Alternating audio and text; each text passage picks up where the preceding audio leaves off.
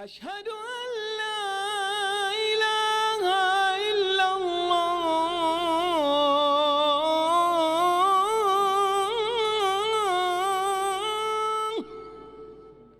بسم الله الرحمن الرحيم. الحمد لله رب العالمين، والصلاة والسلام على رسوله الكريم، أما بعد. اللہ تبارک و تعالیٰ پر حمد و ثنا اور اس کے نبی کریم صلی اللہ علیہ وسلم پر بے شمار بے عدد درود و سلام کے بعد، آج کی اس ملاقات میں ہماری گفتگو جس موضوع پر ہوگی، کتاب التوحید کا باب نمبر 37، جس کا عنوان ہے باب من اطاع العلماء والامراء في تحریم ما احل اللہ او تحلیل ما حرمه فقد اتخذهم اربابا من دون اللہ۔ اس باب کا عنوان اس طرح ہے کہ جس شخص نے علماء اور امراء، جس نے علماء اور امراء یا حکمراں کی اطاعت کی، اس معاملے میں فی تحریم ما احل اللہ، اللہ تبارک و تعالی نے جن چیزوں کو حلال کر دیا ہے اور کوئی عالم یا کوئی حاکم اسے حرام قرار دے۔ اللہ نے حلال کیا ہے لیکن کوئی عالم یا کوئی حاکم اسے کیا ہے، حرام قرار دے۔ اور اسی طرح اگر اللہ نے کسی کو حرام، کسی چیز کو، کسی کام کو حرام کر دیا ہے تو کوئی عالم یا کوئی حاکم آ کر کے اسے حلال کر دے، اس کے بارے میں حلال بتائے کہ جائز ہے۔ اس معاملے میں اور ایسے معاملے میں اگر کسی بندے نے کسی عالم کی اور کسی حاکم کی یا کسی امیر کی اطاعت کی تو گویا کہ اس نے اللہ تبارک و تعالی کے سوا کسی اور کو بھی رب مان لیا ہے۔ یہ اس باب کا عنوان یا اس مسئلے کا بیان ہے، یعنی جو بطور عنوان باب کی جو ہے شیخ الاسلام مجدد محمد ابن عبد الوہاب نے کیا ہے رکھا ہے۔ اس مسئلے کا یا اس باب کا یا اس موضوع کا تعلق توحید سے کیا ہے؟ اس سے پہلے جو ابواب اور جو مسائل گزرے ہیں ان کے ذریعے توحید کو ثابت کیا جا رہا تھا کہ توحید کیا ہے، توحید کی حقیقت بیان کی جا رہی تھی۔ اور اب اس باب سے لے کر اس کے بعد کے بھی جو ابواب اور مسائل آنے والے ہیں ان میں یہ بیان کیا جائے گا کہ توحید کے لوازمات کیا ہیں، توحید کے لوازمات کیا ہیں۔ ہم نے اللہ کو ایک مان لیا کہ وہ وحدہ لا شریک ہے، اسی سے مدد طلب کرنا، اسی پر توکل کرنا، اسی پر اعتماد بھروسہ کرنا، تمام عبادات اللہ کے لیے خالص کرنا، ان عبادات کو کرتے وقت کوئی ریاکاری، دکھاوا نہ پایا جائے، اور ان عبادات کی ادائیگی سے کہیں پر کوئی دنیاوی غرض اور مقصد نہ پایا جائے۔ یہ ہماری توحید ہو گئی۔ اب اس توحید کی لوازمات کیا ہیں؟ تو توحید کے لوازمات میں سے ایک اہم بات یہ ہے کہ حلال اور حرام، کسی چیز، کسی بات کا حلال ہونا یا اس کا حرام ہونا کسی کا حق نہیں مگر صرف اللہ وحدہ لا شریک۔ اور یہ توحید کے لوازمات میں سے ہے۔ کسی کو کسی چیز کا حلال ہونا اور کسی کا حرام ہونا، یہ اللہ رب العزت، رب کا یعنی حق ہے اس پر۔ اسی لیے اگر کسی نے اللہ کی ذات کے علاوہ یا اللہ کی ذات کے سوا کسی اور کو بھی یہ سمجھا کہ یہ بھی حلال اور حرام کرنے کا حق رکھتا ہے کسی چیز کو، تو گویا کہ اس نے شرک کیا، اور یہ شرک کہا جاتا ہے شرک الطاعہ، کہ اطاعت اور فرما برداری میں کیا ہے، شرک کیا۔ اس نے کہہ دیا کہ فلاں چیز حلال ہے، حالانکہ اللہ نے اسے حرام قرار دیا، لیکن بندہ اس کی بات مانتا، اللہ کی بات نہیں مانتا۔ یہ معاملہ اگر برعکس ہو کہ اللہ نے کسی کو حلال قرار دیا تو وہ حرام قرار دیتا ہے، بندہ اللہ کی اطاعت کے بجائے اس کی اطاعت کرتا ہے، تو گویا کہ اس نے اطاعت کے معاملے میں، طاعت الہی کے معاملے میں کیا ہے، شرک کیا ہے۔ اور اطاعت اگر کسی کی ہو، فرما برداری، تو وہ صرف اور صرف اللہ وحدہ لا شریک کی کیا ہے، فرما برداری ہونی چاہیے۔ اور ادھر علماء کا بھی ذکر ہے۔ علماء سے مراد ادھر جن کو دین کا علم ہو، جن کو دین کا علم ہو۔ اور ظاہر سی بات ہے کہ دین کا علم ہونے والا شخص، ہر عالم صحیح نہیں ہوتا، اس لیے خود رسول اللہ صلی اللہ علیہ وسلم کے نصوص پر اگر غور کیا جائے اور دیگر اور آثار پر غور کیا جائے تو ہم اس نتیجے پر پہنچتے ہیں کہ علماء کی دو قسمیں ہیں۔ ایک علماء وہ ہیں جو کہ صالحین ہیں، متقی پرہیزگار ہیں، ربانیین ہیں، علماء ربانیین ہیں۔ اور دوسری قسم علماء کی ہے جو کہ علماء سوء ہیں، علماء سوء ہیں۔ علماء ربانیین جن کو دین کا اچھا علم ہو، گہرا علم ہو، اسی کے مطابق ان کا عمل ہو، اور مکمل طور پر وہ خود اللہ تبارک و تعالیٰ کی اطاعت فرما برداری کرتے ہوں، اور لوگوں کو بھی اسی دین کی طرف کیا ہے، دعوت دیتے ہوں۔ لیکن علماء سوء کا معاملہ کیا ہے؟ ان کو حق اور باطل کے بارے میں معلوم ہے، دین کے علم کے بارے میں معلوم ہے، قرآن و سنت کی سمجھ بھی ہے، لیکن نہ تو خود اس کی مکمل طور پر اطاعت فرما برداری کرتے ہیں، اور نہ ہی دوسروں کو مکمل طور پر اطاعت اور فرما برداری کرنے دیتے ہیں۔ ان کو معلوم ہے کہ نماز میں فلاں عمل سنت ہے، مستحب ہے، صحیح حدیث ثابت ہے، لیکن اس کے باوجود اس علم کو وہ چھپاتے ہیں اور لوگوں تک نہیں پہنچاتے، اور لوگوں کو صرف وہی بات بتاتے ہیں جس کے بارے میں، یعنی اگر یوں کہا جائے تو وہ کتاب و سنت کی کیا ہے، مخالفت اس میں پائی جاتی ہے۔ تو ادھر جو جن علماء کا ذکر ہے وہ علماء ربانیین نہیں، بلکہ وہ علماء کیا ہے، علماء سوء ہیں۔ اور اسی طرح عمراء، حکمراں، حکمرانوں سے مراد یہ ہے جو ہم پر حاکم ہوں۔ مسلمان ملک ہے، مسلمان ملک کا جو حاکم ہے اس کی بھی اطاعت فرما برداری ہونی چاہیے۔ خود اللہ تبارک و تعالی نے ہمیں اس کا حکم دیا، وَأَطِيعُوا اللَّهَ وَأَطِيعُوا الرَّسُولَ وَأُولِي الْأَمْرِ، أَطِيعُوا اللَّهَ وَأَطِيعُوا الرَّسُولَ وَأُولِي الْأَمْرِ مِنْكُمْ يَا أَيُّهَا الَّذِينَ آمَنُوا، اے ایمان والو، اطیعوا اللہ، تم اللہ کی اطاعت کرو، وَأَطِيعُوا الرَّسُولَ، اس کے رسول کی اطاعت کرو، وَأُولِي الْأَمْرِ مِنْكُمْ، وَأُولِي الْأَمْرِ مِنْكُمْ، اور اسی طرح تمہارے جو حکمراں ہیں، ذمہ دار ہیں، تم ان کی بھی کیا ہے، اطاعت اور فرما برداری کرو۔ تو ادھر عالم سے مراد عالم سوء، علماء سوء، اور حکمراں سے مراد جو ہمارے حاکم ہیں اور نگراں ہیں۔ اگرچہ قرآن مجید میں ہمیں اطاعت کا حکم دیا گیا، لیکن اتنا ضرور ہے کہ حکمرانوں کی جو اطاعت ہے وہ اچھے کاموں میں اور جائز کاموں میں ہے۔ جہاں کوئی حاکم یا کوئی نگراں، کوئی ہمارا ذمہ دار کسی حرام بات کا حکم دے ہمیں، تو اس معاملے میں اس کی اطاعت اور فرما برداری نہ کیا جائے، کیونکہ رسول اللہ صلی اللہ علیہ وسلم نے فرمایا لا طاعت فی معصیہ، گناہ کے معاملے میں کسی کی اطاعت نہ کی جائے، انما الطاعہ فی المعروف، کسی کی اطاعت فرما برداری کرنا ہے تو نیک کاموں میں، جائز کاموں میں کیا جائے۔ اور یہ بات صرف یعنی کسی ملک کے حاکم کے ساتھ کا معاملہ نہیں ہے، بلکہ کوئی بھی شخص آپ پر حاکم مقرر ہو، چھوٹا سے چھوٹا حاکم کیوں نہ ہو۔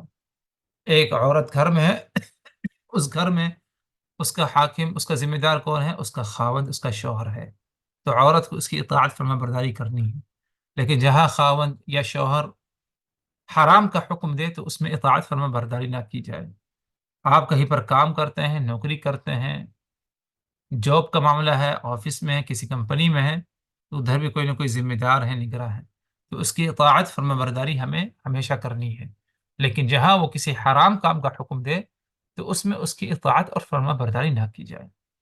تو بات کسی اور رخ پر نہ جائے، کہنے کا مقصد یہ تھا کہ ادھر علماء اور امراء سے مراد، علماء سے مراد علماء سوء، اور امراء سے مراد کیا ہے؟ حکمراں اور ہمارے کیا ہے؟ ذمہ داران۔ موضوع اس طرح ہے جیسے کہ بات گزری ہے کہ عالم اور حاکم کی اطاعت ایسے معاملے میں نہ کیا جائے جس میں اللہ تبارک و تعالی کی مخالفت پائی جائے، اور بالخصوص ادھر جس کا ذکر ہے وہ یہ کہ حلال اور حرام کے معاملے میں اللہ کی مخالفت کرتے ہوئے کسی حاکم اور کسی عالم کی بات نہ مانی جائے۔ اور کوئی شخص اگر کسی حاکم کسی عالم کی بات مانتا ہے ایسے معاملے میں کہ جس میں حلال اور حرام کا معاملہ ہے اور وہ اللہ تبارک و تعالی کا حق ہے، تو اس کے کئی حالتیں پائی جاتی ہیں، دو اہم حالتیں پائی جاتی ہیں۔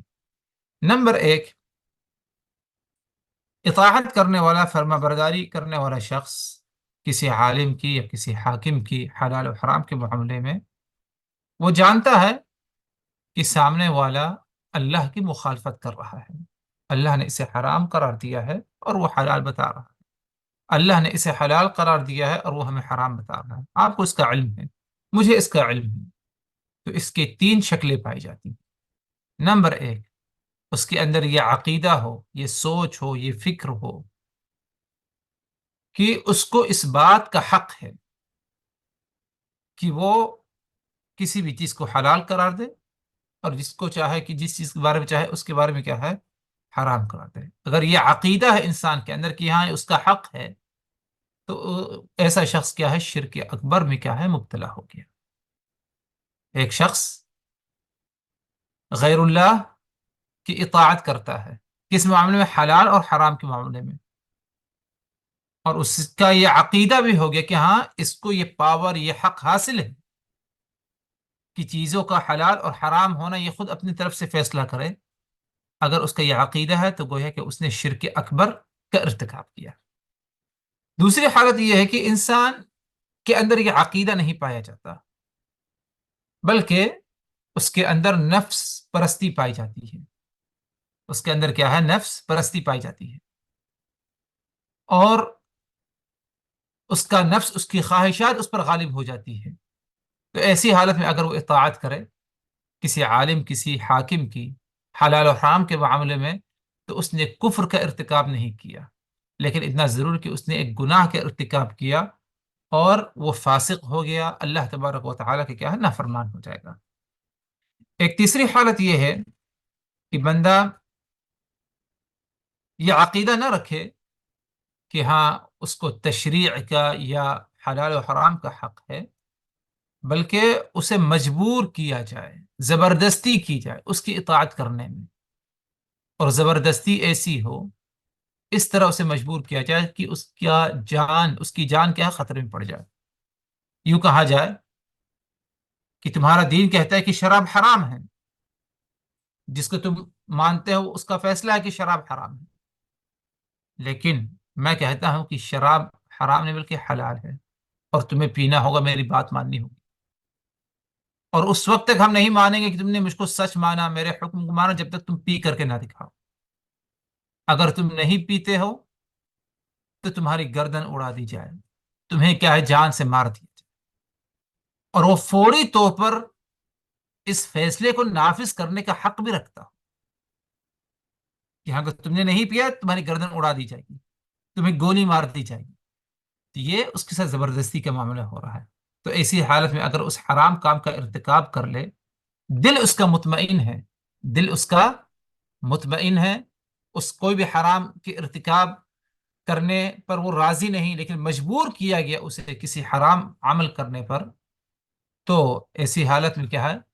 جان کی حفاظت کے لیے اس نے قدر ضرورت اس حرام کام کا ارتکاب کر لیا، تو اس میں کوئی مذاکرہ، کوئی حرج نہیں، یعنی مذاکرہ کوئی حرج اس ناحیے سے نہیں کہ اس پر کوئی گناہ نہیں، اس پر کیا ہے؟ کوئی گناہ نہیں ہوگا۔ تو کہنے کا مقصد یہ تھا ادھر یہ کہ غیر اللہ کی اطاعت کرنا حلال و حرام کے معاملے میں اس کی دو حالتیں پائی جاتی ہیں۔ پہلی حالت یہ کہ انسان جانتا ہے کہ میں جس کی اطاعت کرنے جا رہا ہوں حلال و حرام کے معاملے میں، اس نے اللہ اس کے رسول کی مخالفت کی، اور اس کی تین شکلیں پائی جاتی ہیں جیسے کہ بات گزری ہے۔ ایک دوسری حالت اس کی یہ پائی جاتی ہے کہ انسان جاہل ہو، یعنی جہالت ہے، لا علمی ہے، اس کو نہیں معلوم کہ ہاں یہ مفتی جو فتویٰ دے رہا ہے وہ غلط فتویٰ دے رہا ہے، اس پر اطمینان ہوا، اس کی باتوں پر اس کی بات مان لی اس نے، اور اس کو نہیں معلوم کہ ہاں اس کی یہ بات کتاب و سنت کی کیا ہے، بالکل مخالف ہے، کتاب و سنت کی بالکل مخالف ہے، اس کو اس کے بارے میں نہیں معلوم اور اس نے اطاعت کر لی، تو اس پر جو ہے کوئی گناہ اس پر کیا ہے، نہیں ہے، بشرطے کہ اس کی طرف سے کچھ لاپرواہی نہ پائی گئی۔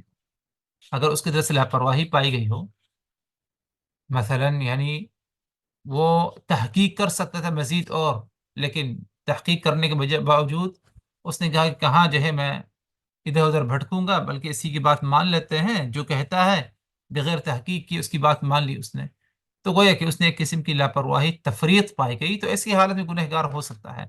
ورنہ اگر اس نے کوشش کی، سب کچھ کی، اور اس کے بعد پر اس کو اطمینان ہو گیا، اور حالانکہ معاملہ برعکس تھا، تو اور وہ لا علمی اس کے اندر پا گئی، اس نے اطاعت فرما برداری کر لی، تو ایسی حالت میں انشاءاللہ کیا ہے، وہ گنہگار نہیں ہوگا۔ اسی لیے اگر دیکھا جائے محترم حضرات، یعنی ہمارے جو علماء گزرے ہیں، علماء ربانیین، انہوں نے ہمیشہ اس چیز سے ہمیں روکا ہے کہ تم میری اطاعت اور فرما برداری نہ کرو، بلکہ ہمیشہ تم اللہ کی اور اس کے رسول کی اطاعت فرما برداری کرو۔ کیوں؟ کیونکہ اگر بندہ آنکھ بند کر کے کسی بھی انسان کی اطاعت اور فرما برداری کر بیٹھے، تو کہیں نہ کہیں اس سے کیا ہے، گمراہی ہو جائے گی، گمراہ ہو جائے گی۔ کوئی بھی شخص کوئی بھی بات کہے دین سے متعلق، اسے کتاب و سنت پر کیا ہے، تولا جائے۔ یعنی امام ابو حنیفہ کے بارے میں کیا آتا، کہا کرتے تھے اذا صح الحدیث فهو مذہبی، اگر حدیث صحیح ثابت ہو جائے تو وہی میرا مذہب ہے، یعنی تم اس معاملے میں میری اطاعت نہ کرنا، بلکہ اگر حدیث ثابت ہو جائے تو سمجھ لو میرا مذہب اسی حدیث کے مطابق ہے، اور میری جو اجتہاد ہے اس سے تم کیا ہے، ترک کر دو۔ امام مالک کے بارے میں آتا ہے، رحمہ اللہ کے بارے میں آتا ہے کہ نبی پاک صلی اللہ علیہ وسلم کے بعد کوئی ایسا شخص نہیں کہ جس کی باتوں کو من وعین کیا ہے، مان لیا جائے، من وعین مان لیا جائے، بلکہ ہر شخص کی بات کو لی جا سکتی ہے اور اس کی کچھ باتوں کو ٹھکرایا جا سکتا ہے، رد کیا جا سکتا ہے، سوائے محمد رسول اللہ صلی اللہ علیہ وسلم کی باتیں۔ امام شافعی رحمہ اللہ کہا کرتے تھے اگر تم نے میری کتاب میں نبی پاک صلی اللہ علیہ وسلم کی سنت کے خلاف کوئی بات پائی تو تم اس بات کو ترک کر دو اور نبی کی سنت پر تم کیا ہے، عمل کرو، نبی کی سنت پر تم عمل کرو۔ امام احمد بن حنبل رحمہ اللہ کہا کرتے تھے تم میری تقلید نہ کرو، اور نہ ہی مالک، شافعی، اوزاعی، ثوری، ان تمام کی کسی کی بھی تقلید تم نہ کرو، تمہیں کرنا کیا ہے، خود من حیث اخذوا، تم اسی جگہ جا کر کے اسی جگہ سے دین کا علم، مسئلے مسائل کا علم حاصل کرو جہاں سے یہ علماء بھی جا کر حاصل کیا کرتے تھے۔ علماء نے دین کے مسئلے مسائل کہاں سے حاصل کیے، کتاب و سنت سے۔ تو امام احمد بن حنبل کہتے ہیں تم میری تقلید نہ کرو، نہ تو مالک، شافعی، اوزاعی، ثوری کسی کی تقلید نہ کرو، بلکہ تم اس طرف رخ کرو جہاں سے یہ سب ائمہ کرام کتاب و سنت سے علم حاصل کیا کرتے، تم بھی ادھر سے جا کے کیا ہے، علم حاصل کیا کرو۔ تو وہ بے شمار اس طرح، یعنی یہ تو چاروں ائمہ کے اقوال ہیں، اور دیگر جو ہے ائمہ کرام سلف صالحین کے اقوال اس قسم کے ملتے ہیں جو اسی مفہوم پر ہیں۔ کہنے کا مقصد یہ کہ علماء ربانیین نے ہمیشہ کبھی انہوں نے کیا، اللہ اس کے رسول کی اطاعت، کتاب اللہ اور سنت رسول کو ترجیح دی ہے، کبھی اپنی باتوں کو انہوں نے کیا ہے، ترجیح نہیں دی۔ اسی لیے ایک ربانی عالم اور ایک عالم سو، یعنی عالم ربانی اور عالم سو میں فرق کرنے کے جو کئی طریقے اور کئی چیزیں پائی جاتی ہیں، ان میں سے ایک بنیادی چیز یہ ہے کہ جو عالم ربانی مخلص عالم ہوگا وہ کبھی اپنی بات کی طرف لوگوں کو دعوت نہیں دیتا ہے، اپنے نفس کی طرف لوگوں کو دعوت نہیں دے گا، بلکہ صرف قال اللہ اور رسول بیان کرتا ہے، قال اللہ قال رسول بیان کرتا ہے، اور انہی کی اطاعت، انہی کی باتوں کو منوانے کی کیا ہے کوشش کرتا ہے، لیکن کبھی اپنی باتوں کی طرف وہ کیا ہے دعوت نہیں دیتا۔ آج اگر دیکھا جائے یعنی کچھ مجلسیں ایسی پائی جاتی ہیں، یعنی اگرچہ وہ اپنے آپ کو عالم کہیں لیکن اگر دیکھا جائے تو وہ علماء ربانی نہیں بلکہ علماء سو ہیں۔ اس مجلس میں قال اللہ قال الرسول کم پایا جاتا ہے، لیکن اپنی باتیں اور اپنے اجتہادات، اپنی طرف سے کچھ تبصرے کیا ہے زیادہ کیا ہے پائے جاتے ہیں، حالانکہ جو باتیں وہ بیان کر رہا ہے انہی باتوں سے واضح اور ٹھوس باتیں کتاب اللہ میں موجود ہیں، رسول اللہ صلی اللہ علیہ وسلم کی احادیث میں موجود ہیں، لیکن ان کو اہمیت نہ دیتے ہوئے اپنی باتوں کو کیا ہے بیان کرتا ہے۔ تو الغرض کہنا یہ تھا کہ تحلیل و تحریم یعنی کسی چیز کا حلال ہونا اور کسی چیز کا حرام ہونا، یہ حق کس کو ہے؟ صرف اور صرف اللہ وحدہ لا شریک کو اس کا حق ہے، نہ کسی عالم کو اس کا حق ہے اور نہ ہی کسی حاکم کو اس کا کیا ہے حق ہے۔ مؤلف رحمہ اللہ نے چند نصوص، چند آثار اور چند اقوال کا ذکر کیا ہے اس باب کی وضاحت کے لیے، جن میں سے پہلا قول ہے عبداللہ ابن عباس کا، فرماتے ہیں یوشک ان تنزل علیکم حجارۃ من السماء، اس بات کا ڈر ہے مجھے کہ تم پر آسمان سے اللہ تبارک و تعالی پتھر برسائے، مجھے اس بات کا ڈر ہے کہ آسمان سے اللہ تبارک و تعالی تم پر کیا ہے پتھر برسائے۔ میں تمہیں کہتا ہوں قال رسول اللہ صلی اللہ علیہ وسلم کہ اللہ کے رسول صلی اللہ علیہ وسلم نے اس مسئلے میں ایسا فرمایا ہے، وتقولون اور تم کہتے ہو کہ قال ابو بکر و عمر کہ ابو بکر عمر نے ایسا کہا۔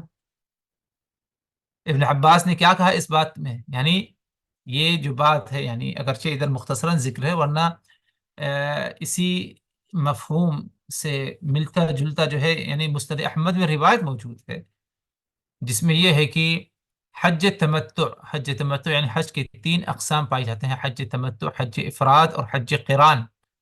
تو حج تمتع وہ حج ہے جو حج کے مہینوں میں، اور حج کے مہینے یعنی ماہ رمضان سے فارغ ہوتے ہی یعنی شوال، ذی القعدہ اور ذی الحج کے جو ہے ابتدائی جو ایام ابتدائی عشرہ ہے، یہ حج کے ایام ہیں۔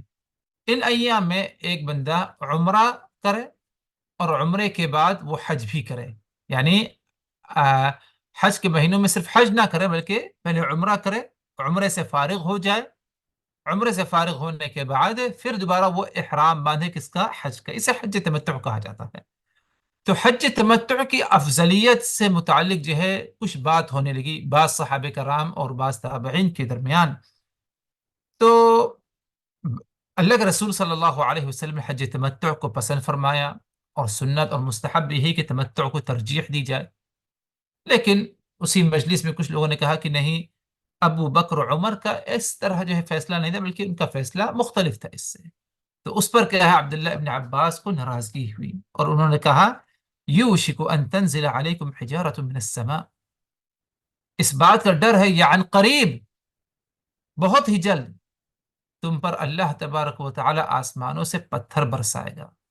میں کہہ رہا ہوں کہ اللہ کے رسول نے ایسا کہا ہے، اللہ کے رسول نے حج تمتع کو پسند فرمایا ہے، اور تم کہتے ہو ابو بکر و عمر کی یہ رائے ہے، حالانکہ ابو بکر و عمر کوئی معمولی ہستی نہیں تھے، لیکن اس کے باوجود عبداللہ ابن عباس نے کوئی جھجک محسوس نہیں کیا اس بات کو ثابت کرنے کے لیے کہ ہر حال میں نبی کی بات کو کیا ہے تمام لوگوں پر کیا ہے باتوں پر ترجیح دی جائے، اور ڈرایا لوگوں کو کہ اگر تم نے رسول کی مخالفت کی اور رسول کی باتوں پر فیصلوں پر کسی اور کی بات، کسی اور کا اجتہاد تم نے ترجیح دیا اسے، تو تم اللہ تبارک و تعالیٰ کی طرف سے عذاب کا مستحق ہو، تم اللہ کی طرف سے عذاب کا مستحق ہو سکتے ہو۔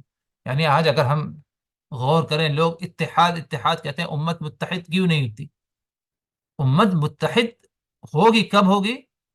جب کتاب اللہ سنت رسول پر کیا ہے وہ اسی طرح آئے عمل کے لیے جس طرح اللہ اس کے رسول نے چاہا.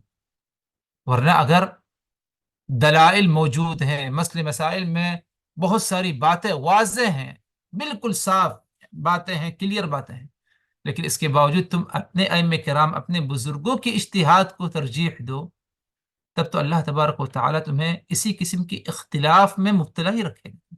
یہ بھی ایک عذاب کی شکل ہے کہ امت میں اختلاف ہو جائے، گروہ گروہ بندی ہو جائے، یہ بھی تو ایک عذاب کی شکل ہے. خیر، عبداللہ بن عباس نے اس بات کو ناپسند فرمایا کہ تم ابو بکر اور عمر کی رائے کو ترجیح دو، حالانکہ رسول کی رائے اور ان کا فرمان کیا ہے موجود ہے. آگے بڑھتے ہیں. امام احمد ابن حنبل کا ایک قول نقل کیا شیخ الاسلام مجدد محمد ابن عبد الوہاب نے. فرماتے ہیں امام احمد ابن حنبل، عجبت لقوم، مجھے تعجب ہوتا ہے، یعنی حیرانگی ہے، میں بہت ہی حیران ہوتا ہوں، لقوم، ایسے لوگوں کے بارے میں سوچ کر، عرف الاسناد وصحتہ، وہ حدیث کی سند کو جانتے ہیں، حدیث صحیح یا سند صحیح ہے یا نہیں اس کے بارے میں جانتے ہیں. انہیں حدیث کی سند معلوم ہے کہ حدیث صحیح ہے، اس کے باوجود یذهبون الی رأی سفیان، لیکن اس کے باوجود وہ اس حدیث کو ماننے کے بجائے وہ سفیان ثوری کی جو رائے ہے، اجتہاد ہے، اس پر عمل کرتے ہیں. سفیان ثوری بھی ائمہ کرام میں سے ایک بڑے امام گزرے ہیں، مجتہد تھے. تو کہتے ہیں امام احمد بن حنبل کہ مجھے بہت ہی تعجب ہوتا ہے ایسے لوگوں کے بارے میں جنہیں حدیث کی سند کے بارے میں معلوم، وہ سند صحیح ہے، حدیث صحیح، اس کے بارے میں معلوم، لیکن اس کے باوجود وہ سفیان ثوری کی رائے کو ترجیح دیتے ہیں. واللہ تعالی یقول، اور اللہ تبارک و تعالی فرماتا ہے، فَلْيَحْذَرِ الَّذِينَ يُخَالِفُونَ عَنْ أَمْرِهِ أَن تُصِيبَهُمْ فِتْنَةٌ أَوْ يُصِيبَهُمْ عَذَابٌ أَلِيمٌ. وہ لوگ ہوشیار رہیں، اس بات سے ڈریں. کون لوگ؟ الذین یخالفون عن امرہ، جو اللہ کی نافرمانی کرتے ہیں، اللہ کی اطاعت فرما برداری کی بجائے اللہ کی نافرمانی کرتے ہیں. ان تصیبہم فتنہ، کہیں اللہ تبارک و تعالی انہیں فتنے میں مبتلا نہ کر دے. او یصیبہم عذاب علیم، یا کوئی المناک عذاب میں اللہ تبارک و تعالی انہیں کیا ہے مبتلا نہ کر دے. ظاہر سی بات ہے، یعنی اللہ اس کے رسول کی بات آ رہی ہے اور بندہ ان کی باتوں کو نہ مانے تو وہ اللہ کی طرف سے اس آیت کریمہ کی روشنی میں عذاب کا مستحق ہے، اور بہت ہی ممکن ہے کہ اللہ تبارک و تعالی اسے کیا ہے فتنے میں کیا ہے مبتلا کر دے گا. جب امام احمد بن حنبل نے اس آیت کریمہ کی تلاوت کی تو پوچھا امام احمد بن حنبل نے لوگوں سے، اتدری ما الفتنہ، اس آیت کریمہ میں فتنے کا ذکر ہے کہ تم نے اگر اللہ کی اطاعت نہیں کی، اس کے حکم کو نہیں مانا، اس کے فیصلے کو نہیں مانا، تو اللہ تمہیں فتنے میں مبتلا کر دے گا. اتدری ما الفتنہ، کیا تمہیں معلوم ہے فتنہ کیا ہے؟ فرمایا الفتنۃ الشرک، ادھر فتنے سے مراد شرک ہے، ادھر فتنے سے مراد شرک ہے. اور ظاہر سی بات ہے، بندہ اس دنیا میں کسی نہ کسی کی اطاعت کرتا ہے. ایک ایمان والے کی صفت یہ ہے کہ وہ اگر کسی کی اطاعت کرے تو کس کی اطاعت کرے گا؟ اللہ اور اس کے رسول کی اطاعت کرے گا. لیکن اگر بندہ نے اللہ اس کے رسول کی اطاعت نہیں کی تو ظاہر سے کسی دوسرے کی اطاعت کرے گا ہی. اب اگر اس نے کسی دوسرے کی اطاعت کیا حلال و حرام کے معاملے میں تو اس نے شرک کا کیا ہے ارتکاب کر لیا. خاص طور پر اگر اس نے یہ سمجھ لیا کہ یہ فلاں جس کی اطاعت کی جا رہی ہے اس کو اس بات کا حق ہے حلال کو حرام کرنے کا، حرام کو حلال کرنے کا، تو وہ کیا ہے شرک میں. تو اللہ تبارک و تعالیٰ نے فرمایا کہ تم اس بات سے ڈرو کہ اگر تم نے کہیں اللہ کی نافرمانی کی تو کہیں اللہ تبارک و تعالیٰ تمہیں فتنے میں مبتلا نہ کر دے، بطور سزا تمہیں احساس بھی نہیں ہوگا تم شرک میں کیا ہے مبتلا ہو جاؤ گے، یا اللہ تبارک و تعالیٰ او یصیبہم عذاب علیم، اللہ تبارک و تعالیٰ تم پر کیا المناک عذاب کیا ہے ڈالے گا. آگے فرمایا امام احمد ابن حنبل نے، یعنی یہی جو قول ذکر کیا جا رہا ہے جس کا معنی بیان کیا جا رہا ہے، اس کے اخیر میں یہ فرمایا امام صاحب نے، امام احمد ابن حنبل نے، لعلہ اذا رد بعض قوله ان يقع في قلبه شيء من الزيغ فيهلك. بہت ممکن ہے کہ بندہ اگر رسول کی بات کو رد کر دے، رسول کی بات سامنے آ گئی، رسول کا فیصلہ سامنے آ گیا اور وہ اسے رد کر دے، تو بہت ممکن ہے کہ اس کے دل کو اللہ تبارک و تعالی گمراہ کر دے گا۔ اگر قصدن عمدن بندہ رسول کی بات کو رد کر دے، اسے تسلیم نہ کرے، تو بہت ہی ممکن ہے کہ اللہ تبارک و تعالی اسے گمراہ کر دے گا، اور جب اللہ گمراہ کر دے گا تو کیا ہوگا؟ فَيَهْلِكْ، تو وہ ہلاک ہو جائے گا اور برباد ہو جائے گا۔ تو یہ بہت ہی عظیم اور بہت ہی اہم بات امام اہل السنہ والجماعہ امام احمد بن حنبل نے کیا ہے فرمائی ہے، جس سے یعنی یہ بات ثابت ہوتی ہے کہ اگر نبی پاک صلی اللہ علیہ وسلم کی سنت حدیث سامنے آ جائے، صحیح حدیث آ جائے، تو ہمیں آنکھ بند کر کے اسے کیا ہے تسلیم کر لینی چاہیے، چوں چاں نہ کریں، ادھر ادھر کی جو ہے تاویلیں نہ کریں، دوسری کی باتوں پر غور نہ کریں، بلکہ تمام باتوں کو ایک کنارے کر دیں، دیوار سے مار دیں، پھینک ڈالیں اسے، اور رسول کی بات کو کیا ہے مان لیں۔ آگے ایک آخری اثر یا حدیث جس کا ذکر شیخ الاسلام مجدد ابن عبد الوہاب نے ادھر کیا ہے، جو کہ مسند احمد اور جامع ترمذی کی حدیث ہے۔ حدیث کے راوی حضرت عدی ابن حاتم رضی اللہ عنہ فرماتے ہیں کہ میں نے نبی پاک صلی اللہ علیہ وسلم کو یہ پڑھتے ہوئے سنا، یعنی یہ آیت کریمہ پڑھتے ہوئے میں نے نبی پاک صلی اللہ علیہ وسلم کو سنا۔ کون سی آیت ہے وہ؟ اتخذوا احبارهم ورهبانهم اربابا من دون اللہ، کہ انہوں نے اپنے علماء اور اپنے بزرگوں کو، کون لوگ؟ ان لوگوں سے مراد کون ہے؟ نصارہ، عیسائی، کرسچن جسے ہم کہتے ہیں، انہوں نے کیا کہا، کیا کیا؟ اتخذوا احبارهم ورهبانهم، انہوں نے اپنے علماء، پادری وغیرہ جو ہوتے ہیں، کیا اپنے علماء اور اپنے بزرگوں کو ارباب بنا لیا۔ ارباب ہے رب سے، اور اللہ کی ذات کو چھوڑ کر انہوں نے کیا ہے، ان کو کیا ہے ارباب بنا لیا۔ کیسے ارباب بنا لیا ان کو؟ اسی آیت کریمہ میں ہے، یعنی والمسیح ابن مریم، انہوں نے مسیح یعنی عیسیٰ علیہ السلام کو بھی، یعنی ان کو عیسیٰ علیہ السلام کو بھی لے کر اللہ تبارک و تعالیٰ کے ساتھ انہوں نے کیا ہے شریک ٹھہرا دیا۔ یہ بھی ہے اسی آیت کریمہ میں آگے۔ تو اگر غور کیا جائے، نصارہ نے، عیسائیوں نے اپنے علماء اور اپنے بزرگوں کو ارباب من دون اللہ، اللہ کی ذات کے علاوہ، اللہ کے ذات کے سوا کیا ہے ان کا، اللہ کے ذات کے سوا کیا ہے ان کو کیا ہے ارباب بنا لیا، یعنی اس بات کا حق سمجھنے لگے کہ ہمارے علماء کو حلال اور حرام کرنے کا کیا ہے حق ہے، حلال اور حرام کرنے کا، بیان کرنے کا حق ہے۔ اسی لیے یعنی اللہ تبارک و تعالی نے عیسائیوں پر خنزیر کا گوشت حرام کر دیا تھا، حرام قرار دیا تھا، لیکن عیسائی کھاتے ہیں اسے۔ کیوں؟ کیونکہ ان کے جو علماء تھے، ان کے جو بزرگ تھے، انہوں نے کیا ہے فتویٰ دے دیا اس موقع ان کو کہ وہ حلال ہے تمہارے لیے۔ اللہ نے انہیں حکم دیا ختنہ کرنے کا، لیکن انہوں نے ختنے کو چھوڑ دیا۔ کیوں؟ کیونکہ ان کے علماء نے کیا ہے اس سے کیا ہے روک دیا۔ اللہ نے انہیں منع کیا تھا کہ تم اپنے عبادت گاہوں میں، یعنی چرچ وغیرہ میں، تم تصویریں نہ لٹکاؤ، لیکن انہوں نے کیا ہے تصویریں لٹکانے لگی۔ اور یہی معاملہ جو ہے یہود کا بھی تھا، کہ ان کے یہاں زانی کو رجم کیا جاتا تھا، لیکن انہوں نے کیا ہے رجم کرنے کے بجائے دوسری سزا ان کے علماء نے مقرر کر دی۔ وہ کیا ہے کہ اگر کسی نے بدکاری کا ارتکاب کیا تو اس کے چہرے کو کیا ہے کالا کر دیا جائے، کالے رنگ سے رنگ دیا جائے۔ تو اللہ نے ایک بات بتا دی، لیکن ان کے علماء نے اس کے برعکس یا کوئی اور بات اس معاملے کے بارے میں بتایا، اور انہوں نے کیا کیا؟ اللہ کی بات کو ماننے کے بجائے انہوں نے اپنے علماء سو جو ان کے تھے اور ان کے جو بزرگ تھے، ان کی بات کیا ہے مان لی۔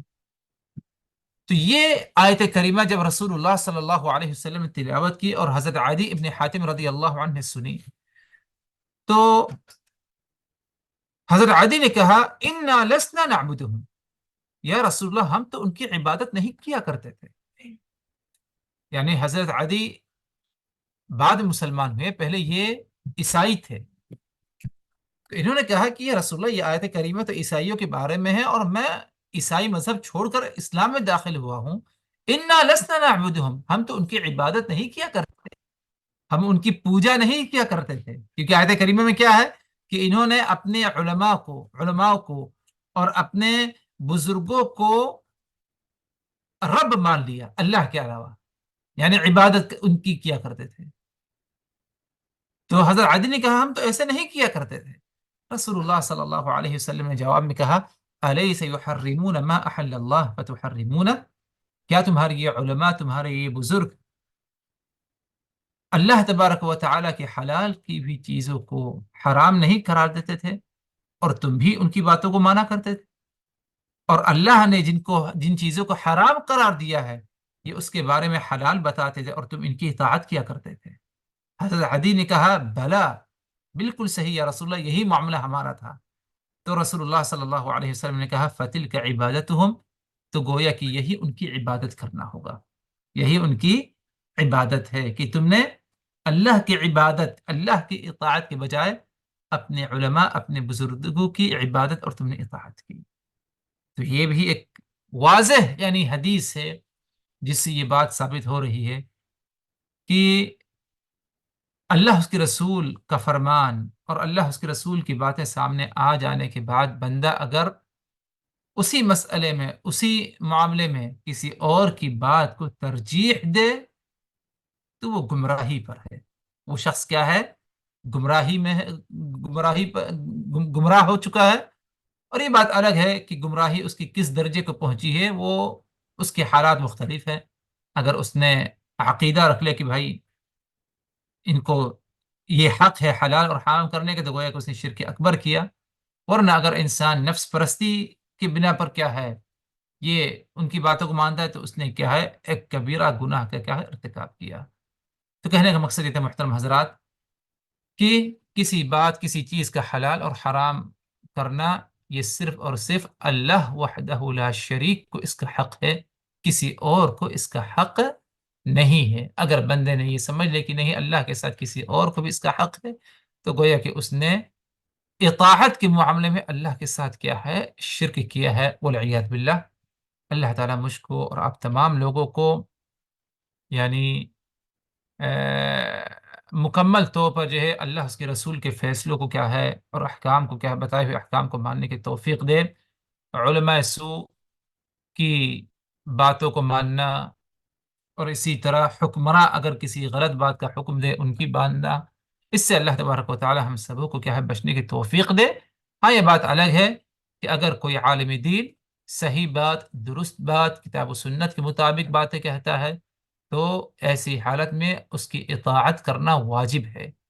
کوئی حاکم اگر اچھی بات، نیک بات، کتاب و سنت سے متعلق بات بتاتا ہے، دینی مسئلے مسائل سے متعلق کوئی بات ہے، تو اس حاکم کی بھی اطاعت ادھر کرنا کیا ہے واجب ہے. اور ادھر اطاعت کسی عالم، کسی حاکم کی نہیں ہو رہی، بلکہ جو حکم بتایا گیا ہے صحیح حکم دین کا، اس کی کیا ہے اطاعت اور فرمان برداری ہو رہی ہے.